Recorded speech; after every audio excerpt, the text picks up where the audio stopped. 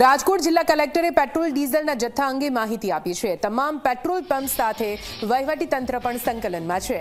હાલ પેટ્રોલ ડીઝલના જથ્થાની થઈ રહી છે સમીક્ષા। સાથે સાથે ડીઝલનો જથ્થો અમુક પેટ્રોલ પંપ પર ખૂટી ગયો। ડીઝલનો જથ્થો વહેલી તકે મળી રહે તેવા પ્રયાસો શરૂ કરવા માટે માંગ કરવામાં આવી।